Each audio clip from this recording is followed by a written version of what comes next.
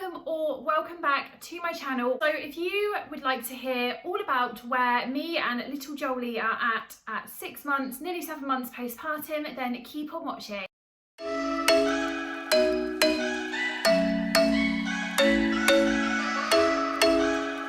Hey guys, today I just really wanted to share with you my Joel's 6 month postpartum update. So I haven't done one of these since I did a 12-week update, which I thought was quite like a big milestone. You're out of the newborn period and things like that. So I did a 12-week update. I meant to do a 16-week one, but you know, I'm a mum, life gets busy. As usual, I've had no time to do anything with my hair today other than brush it and excuse the background, I have washing that I need to put away, but we make videos and we move on. So, oh my God, like how do I have a 6-month-old baby boy already? He's actually, in 1 week's time, he'll be 7 months old, and that's just crazy. I'm quite late with doing this update, but I did want to get this in there because obviously 6 months, it's your half birthday, it's quite a big milestone. So I did just, if I don't do any more updates before his first birthday, then I did just want to do a 6-month one because he has literally changed so much.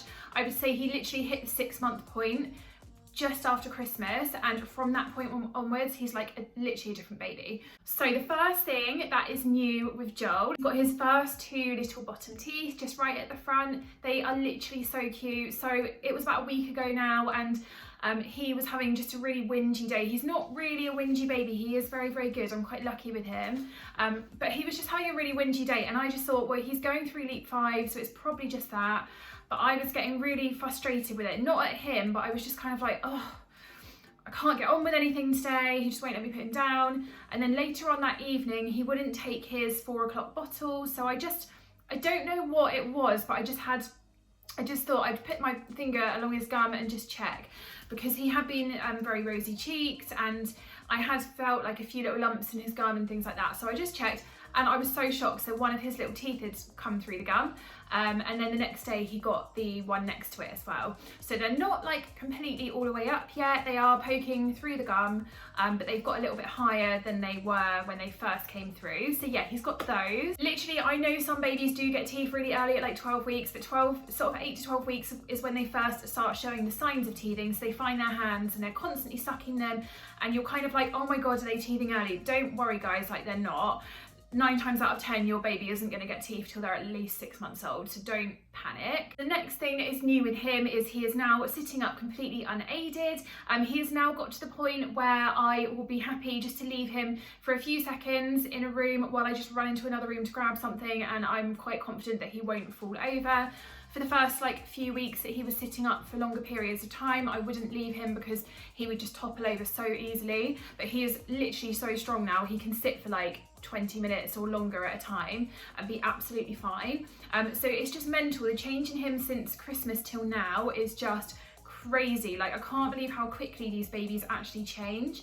So at Christmas he would sit up for like maybe like a minute at the most, but he would be very wobbly and you would have to sit behind him constantly. And then literally, I would say he turned 6 months on the 9th of January. Since then, it's like a switch flicked in his head, and he is now just amazing with his sitting. As sitting, he is also kind of wanting to move everywhere, and I'm actually getting a little bit worried that he's going to be crawling soon. So whenever I put him on his back to change his nappy or get him dressed, he'll just roll over onto his front, trying to look for anything that he can grab, and he kind of does this like little shuffle thing. So he'll push his bum up in the air and then kind of pull himself out with his arms. I don't really know if that makes sense, and I don't have a clip to show you, but he is trying to kind of like shuffle himself along on his tummy. He's by no means crawling yet, but I can tell that he's definitely trying to.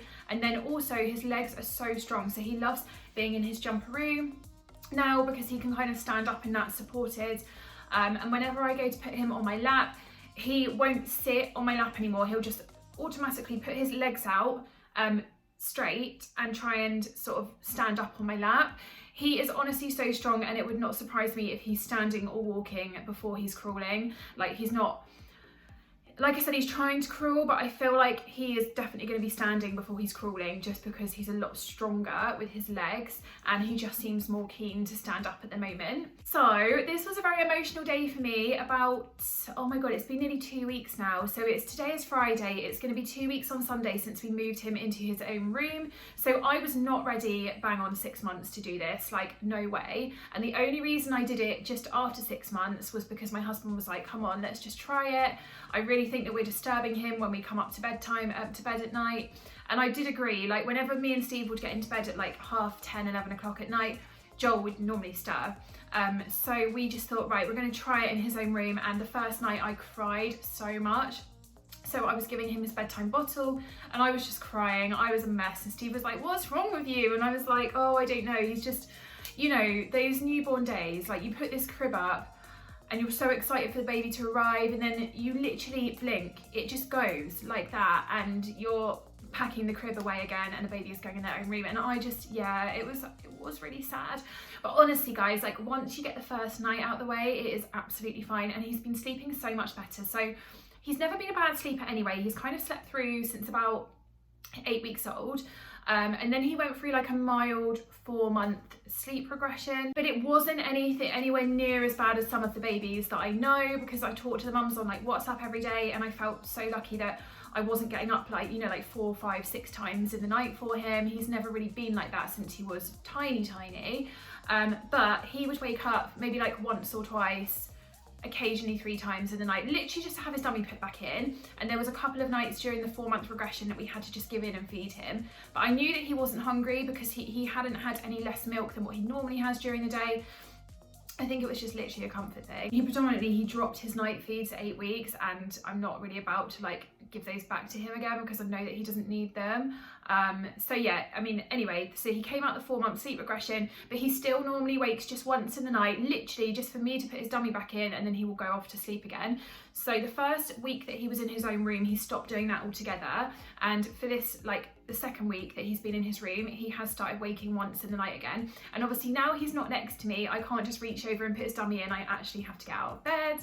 So I do give it like 1 or 2 minutes just to see if he'll self-settle, because sometimes he will. And then if he's not settling within 2 minutes, then I will go in, because he's never like really distressed crying, but I just don't like leaving him when he's not settling.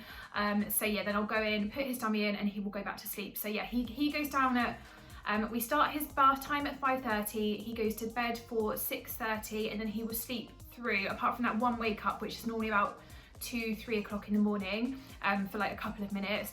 He will then wake up at like 7:30 in the morning. So really, I can't complain, and I really feel like my next child is going to be a nightmare. As well as moving him into his own room, we have also decided to buy the next stage car seat. So his current car seat is the newborn. We've got the Joy Gem, which was compatible with our pram. We've got the Egg pram, and I think it was like only the Joy or the Maxi Cozy that you could buy to go on that pram, so that we went for the Joy.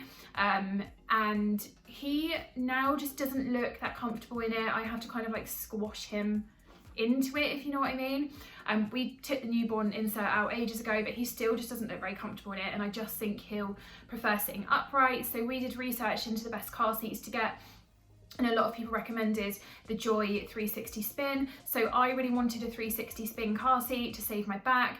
So obviously it's the one that like turns to face you, so you can put baby in and then spin them when you strap them in. So we have gone for that one. We haven't fixed it into our car yet, because obviously we need to take the Isofix base from our current car seat out and put the new Isofix base in, which is actually attached to the new car seat. So we need to do that at some point this week. But yeah, I'm really excited to try him in the seat, but also so sad. And also I haven't got the bonus of being able to just put the car seat on the pram anymore if I just want to run into a shop. But I just think he's going to be so much more comfy in this car seat. And I think they last till they're like 3 or 4 years old, something like that. So yeah, it's not the cheapest car seat in the world, but it is the best one from what I've read and researched and been told by people, and obviously you are going to get your money's worth because it lasts them for quite a few years to come. So also we moved him from the carry cot part of his pram to the seat unit, and we did that when he was 5 months old, and we did that purely because I realised that basically overnight he suddenly had like no room left in the carry cot because he's such a tall baby. He's a small baby, but he's very, very tall. So yeah, so we moved him at the beginning of December, so he was 5 months old, and he's a lot happier in the seat unit. He got to the point where he just wanted to look around, so yeah, we have done that now, and he's loving his little seat unit. And as you've seen recently, I have been doing some weaning videos on my channel. If you are subscribed, you would have seen those over the last couple of weeks, and we have actually been doing first taste with him since he was about 5.5 months, so literally just before Christmas, and then since he hit 6 months we're in like full-on weaning mode. So I won't go into too much detail because I've got my other separate videos on here, but I've been following What Mummy Makes. It's an amazing cookbook that basically everyone raves about, and the recipes are so quick and easy. I am not a cook at all, so I was so grateful just to have this book. We decided to do baby-led weaning because he's not keen on being spoon-fed at all. He's much better just being given a plate of food and he can pick at it himself, otherwise he won't really eat much if I try and spoon feed him. So yeah, we started on 1 meal a day, so I do it like it recommended in my book, around 11:30, so in between his 10 o'clock and 1 o'clock bottle feeds. But now I have started introducing a second meal, which they kind of say is around 7 months, so he's now having breakfast at about 8:30. He'll have a bottle at 7:30, breakfast at 8:30, then he'll have a nap, a bottle at 10, a bottle at 1, a bottle at 4, and then he will have dinner at 5, and then his bedtime bottle at about 6, 6:15. So that is his day. So he's having breakfast and dinner now, and then I think when he gets to about 8 or 9 months, we would then start introducing lunch, dropping some of the bottle feeds, and having like a morning and an afternoon snack as well. So by the time they're a year old, they're meant to just be having 1 bottle at bedtime, 3 solid food meals a day, and 2 snacks. So yeah, like I said, I'm not going to bore you guys so much in this video with weaning stuff, but if you do want to check out my weaning videos, I do have some separate videos on this channel with all of the info in those that we've been finding really useful. And obviously Leap 5, so Leap 5, I think it's 5, I lose count, but honestly the Wonder Weeks app is such a lifesaver. So we've been using that, and Leap 5 is the one, like I said, I'm sure it's this one, it's the one where they can become quite clingy. I think the peak of their clinginess is around 29 to 30 weeks. I can't remember how many weeks he is now, because you get to like 20 weeks and then you kind of lose track of how many weeks they are after that point, and you kind of go by months instead. But he is going through or has just come out of Leap 5, so he has been a little bit more clingy for me, which personally is lovely. Like, it's really sort of helped our bond even more, and it's true what they say, you do love them more and more as time goes on. But yeah, so there'll be some nights where, I mean, him and Steve have an amazing bond, but there'll be some nights where Steve's putting Joel to bed and Joel will just literally be crying, and then as soon as I take him, he's absolutely fine. If I walk out of a room, and even if Steve's still in there with him, he will cry. He's just got to that point now, like, he loves his daddy so much, and he finds him absolutely hilarious, whereas he doesn't find me funny at all. But I am the one that he wants obviously comfort from, and I am the one that he will like cry at if I leave the room. So yeah, he is going through a little bit of a clingy phase at the moment, but hopefully I try and keep him sort of like well socialised as much as I can during this lockdown, and don't like fuss over him too much, because I really don't want him to be a clingy child. So hopefully it's just a phase and he will grow out of it. But yeah, like I said, it is nice, and it is nice to feel wanted. Next thing is that he's making like so many different noises, literally just, I would say, in the past week or so. It sounds almost more like he's trying to have a little conversation with you, rather than just the sort of very simple noises that they make. Once he hit 6 months, he started making noises that sound more like words. He's not saying any words yet, but like I said, it does sound a lot more like a little muddled up like conversation. It sounds really silly, but if you've got kids of this age, then you will get exactly what I mean. So yeah, that's another change I've noticed in him in the past week. I think the last thing, so he is now literally just gone into size 4 nappy, so he's not like the heaviest baby in the world, So even though he's almost 7 months, we've only just changed into size 4s just this week. So we've always used the Aldi Mamia nappies, and I might actually do a separate video, which I've been meaning to do for like ages and ages now, of the brands of stuff that we use, because I do mention them a lot in my vlogs and things like that, but I might just do a video on like just on that, so like you guys can see what we use and what our favourite brands have been. But yeah, he's on the Aldi Mamia formula as well, which he's been on since he was about 8 weeks old, on and off, because we've had to switch to like anti-reflux formula a few times, but we've always gone back to Aldi because it's so good. It's the same as Aptamil but a lot cheaper. But yeah, anyway, so yeah, we've always used the Aldi Mamia nappies. So size 1 and size 2 absolutely fine in the normal nappies. Then we got to size 3 and they're a lot thinner. Again, absolutely fine during the day or if you're changing them regularly. But obviously where Joel's such a good sleeper and he was going pretty much he was going all night without a nappy change, which is 12 hours sometimes, we found the size 3s were a little bit too thin, and we were getting, not every night, but quite a few nights we would get leaks from them, and I've heard so many other people say the same. So we were just considering getting Pampers for night time, but then we switched to the Aldi premiums instead, and they have been brilliant. But I am so gutted they've discontinued the premiums in size 4 and above, so we're going to see how we go back on the normal Aldi nappies overnight in the size 4s. If they start leaking overnight, we might stick with those for the day because I do really like them, and then get Pampers just for night time, because obviously Pampers are really expensive. If we're just using them for night time, then it's absolutely fine. As well as moving into size 4 nappies, he is still in most of his 3 to 6 months clothes at the moment, because like I said, he's quite a small baby, but his feet are just starting to get a little bit tight in some of the sleep suits, but all of the vests still fit him, which I'm really surprised about, because he grew out of his 0 to 3 months vests quite quickly because he was so long, but I've heard that their growth starts slowing down a bit at 6 months, so that might be why. But yeah, he's definitely not, I've started putting him in some 6 to 9 months bits, but just because I'm kind of bored of his like 3 to 6 month wardrobe now, because he's been in it for like 3 months. But yeah, he's nearly 7 months and he pretty much still fits all of his 3 to 6 stuff. So yeah, we're just gonna get our wear out of that for now and see how it goes. So I'm not gonna bother really like talking about his daytime routine and his naps, because I have literally just uploaded like a day or so ago our new 6 to 9 month daytime routine video for you. So if you head over to my channel and check that out, you'll be able to see exactly what he does like day to day and what his naps are like now and things like that, and when he has solid food and everything I've pretty much covered in that video. So yeah, I won't talk about that in this video. But yeah, then lastly, with regards to me, just a little quick update for you. So I will show you my postpartum belly, because I did this at the 12-week update video, and you can see it was very, very wobbly. So I am now almost back to my pre-pregnancy weight. So I am now at my first goal that I set myself. So I'm lighter than I was at my booking appointment, but I didn't have my booking appointment till I was 12 weeks pregnant for some reason. So I'm going off the weight that I was when they weighed me there. So I'm 0.4 kilograms lighter than I was at that appointment as of yesterday, because I weighed myself. So I was very, very happy, finally got there. So that has been like the first goal in my head that I wanted to get to. And then before I got pregnant, I wanted to lose about 0.5 stone. And then I think I also put on 0.5 stone during the first 12 weeks of pregnancy before they weighed me. So I just want to get another stone off, I think. Maybe not even that, because I'm feeling like so much lighter.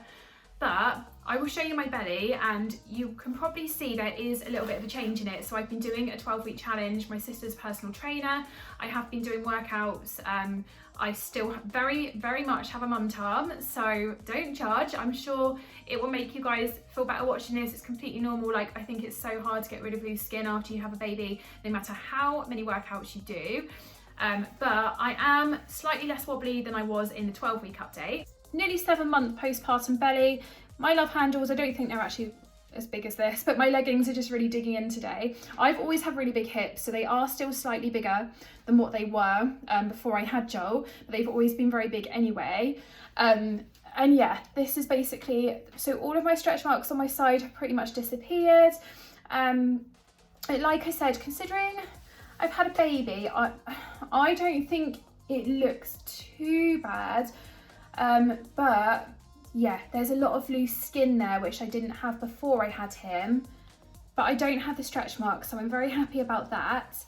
I do have a line here where my trousers have been, so do just ignore that, but it's definitely like slightly more toned round here than what it was at my 12-week update. So yeah, I mean, it's not too bad. Like, it needs work for the summer, but I'm sure we will get there, and I'm not expecting to have a flat tummy because in 2 years' time I'm hoping to be pregnant again. So yeah, there's no point like getting it completely flat at the moment. But yeah, that is my almost 7-month postpartum belly, and as you can see, it is slightly less wobbly than it was in my 12-week update. Yeah, I think for most people the belly is like the last thing to go after you have a baby. So I've lost weight like pretty much everywhere else, and then my belly, even though it has gone down a little bit, it's always, like I said, it's always going to have that like a little bit of sagginess. But you know, I've had a baby, like I can't expect it all, so I am overall like I'm not like hating it too much. I've never had a completely flat tummy anyway. It's just a little bit more wobbly than it used to be. So yeah, like I said, it could be a lot worse. So I'm very grateful, and obviously just happy to have had a baby, really. So like hormones wise, I am still a little bit temperamental sometimes. Postpartum rage, I found, was like a very real thing.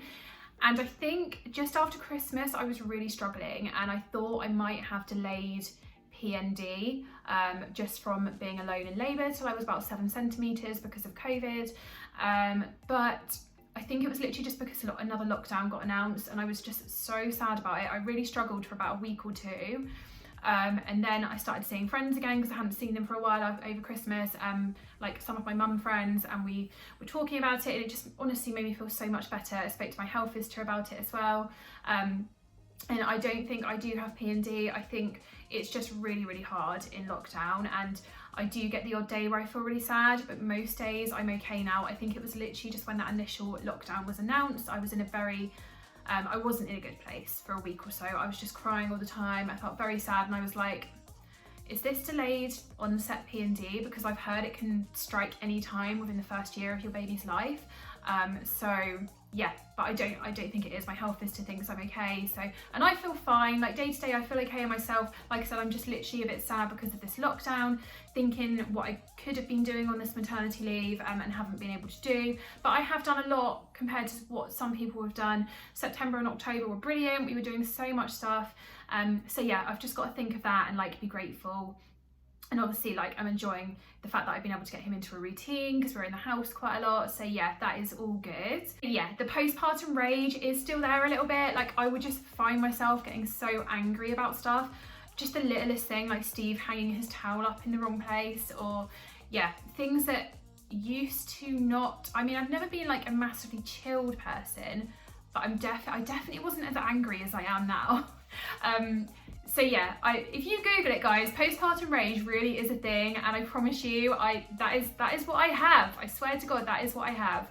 So yeah, apart from that, we are all good, guys. We are doing well. I'm starting to think about his first birthday party, because what else is there to do in lockdown? I know we've still got like just under 6 months to go, and I'm so sad about it. Like, I'm not wishing time away at all, but there's nothing else to do in lockdown, so just trying to get excited about something. Yeah, that is Joel's 6-month and my 6-month postpartum update. I hope you have enjoyed this video. If you've got any questions at all, comment down below or drop me a message over on Instagram. My inbox is always open. If you've liked this video, please do hit the thumbs up button down below. It will really help out my channel, and I would really appreciate it. And also hit the subscribe button. I upload twice a week with lots of new mum content and lifestyle vlogs and the odd haul thrown in as well. And I will catch you guys in the next video.